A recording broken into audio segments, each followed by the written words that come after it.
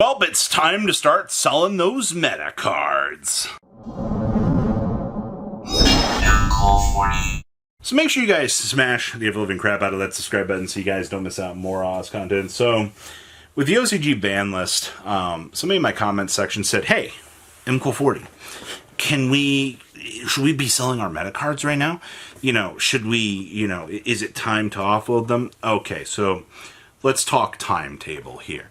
Because it's very apparent that now that the OCG has, hit these decks, now the TCG is going to start to kind of clear up some of this here, and we'll probably see in the upcoming list that the TCG will choose to do this. Now, the next question becomes, well, when do we get another TCG list?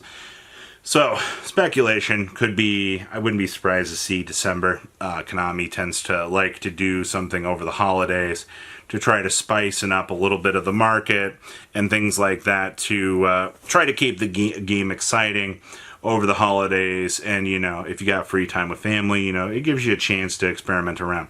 It's typically a good thing. So, we're all kind of in an agreement here that we might see a list in December. So based on that, we are heading into October here. And that gives you October, November, later half of December.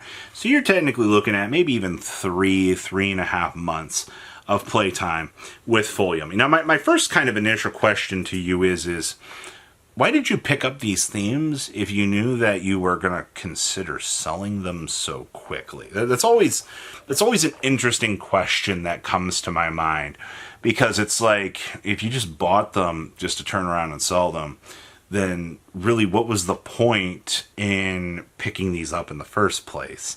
Now, my friend has my Yummy Core. We do have Triple Marshmallow. Don't know how we pulled that off. And a lot of my thought process right now is obviously I'm not going to sell it away from him because he goes to locals, he farms, he is doing very, very well with the deck. My concern here is, though, if you know what the choice of the deck to hit is, I think everybody kind of understands that Yummy Snatchy is kind of the culprit. Alright, does anybody else remember Praying Kids? I remember Praying Kids. Yes, the Link 1 problem. The fact that we have a monster that basically does everything for the deck. The pay 100, split apart, the field center placement, all of the bells and whistles. This is everything this card does. If you really want to kill the deck, you put it to 1. But the OCG put it to 2. I don't know why people in the OCG think the deck's dead with Yummy going to 2. I guess you can bump it out of the grave or Bestial, but they can also replace it back with the field spell. So it doesn't really matter. They have ways to pull back the resources, people. It's just the third usually was the one that was really getting the job done. Oh no, you have to actually play, an interruption game now. Oh, dare. How dare this do its thing? I do think that the inevitable thing here is that the TCG is going to take the same, approach that the OCG did. But also, keep in mind, we got Mitsurugi kind of cleaning this up. So, if the real question becomes, do you sell this because of the ban list, or you sell this because your local's infested with Mitsurugi? That becomes the better question. Because if you're getting, spin me right around on the Mitsurugi train, and they're just board wiping you constantly, then you're going to be a little bit annoyed with that.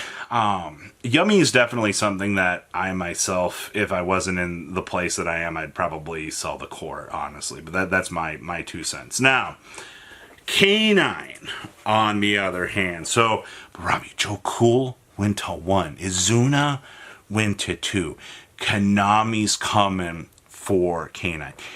If there was ever a doubt in anybody's mind about these K9 cards not being problems, what the hell were you not thinking? First of all, Izuna, in theory, should probably be at 1. All right. You guys remember Gamma? I remember Gamma. All right. I would not be surprised to eventually see Azuna go to 1. The card is cracked, man. Especially giving birth to or making these rank 5 decks all the more consistent. Yeah, that's a choice. And I do think that you are going to have to kind of think about that. Just kind of as time goes on, do we have a argument for, evolving? Yes, we do. The meta has to have the K9 cards get checked out of it so that Konami can print other things. That's just the inevitable downside of it. Now, Joe Cool, on the other hand, the difference between Joe Cool and Lantern is the one very simple line of text that says special summon a K9 monster, because Lantern only pulls back K9 from the graveyard. Now, if Lantern could pull back a level 5 from the graveyard that was not K9 locked, oh shit, that card would be absolute bonkers. I do think, though, that if we do see a limitation in Joe Cool, that is going to slow down a lot of kind of the developments that I think people are kind of wanting to explore with the deck, which actually does kind of slow down some of, the deck building process, which I guess will make people a little bit sadder and not make people want to explore the format quite as much. But if you are actually concerned about K9 cards, this is a ride or die sort of situation right now. Like, it's either you cash out right now and get your $30, $32, $33, whatever Azuna is right now. It's somewhere, it might be 29, 28. So either you cash out now and get that maximum value, or you accept the fact that these K9 cards are, you need to play them. It's always going to be the case when you're looking at, implications of a ban list falling out on a meta. How long do I plan to play this format? 2, are these cards that I could play without? And I'm going to be honest with you, I don't want to play without K9 cards right now. K9 cards are personally some of my favorite cards of all time. I love the way that they're basically taking the place of Crossout Designator and things like that.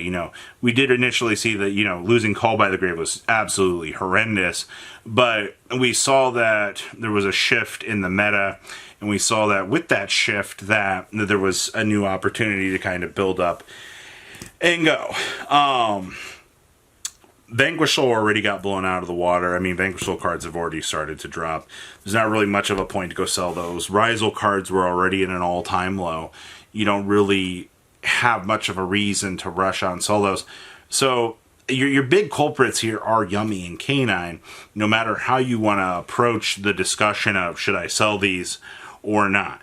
The other big thing here is we don't know when a ban list comes. We also don't fully know all of Burst Protocol yet. If you're making this decision as of filming this, we don't know Burst Protocol. I don't know when this is going to get uploaded. But based on the fact that we don't know everything, in these upcoming sets, you might see some potential changes in some of the mentality that comes with this. Draco Tail losing Ketu in the search card in the OCG has kind of put people in the TCG on edge. I don't know what to tell you. I don't know why you want to shock, because the deck's kind of broken, but TCG just brought back Branded Fusion.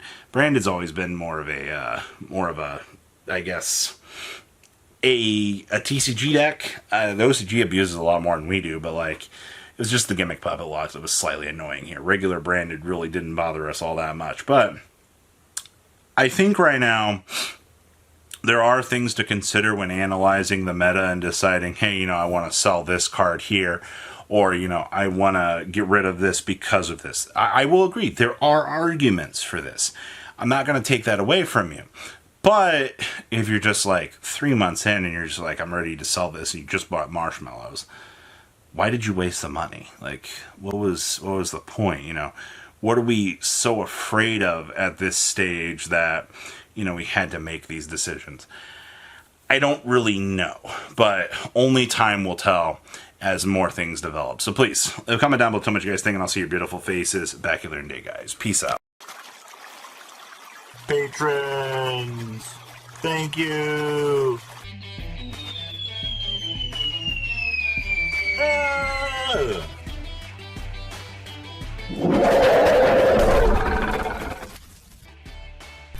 Thank you so much for watching. Check out these other videos.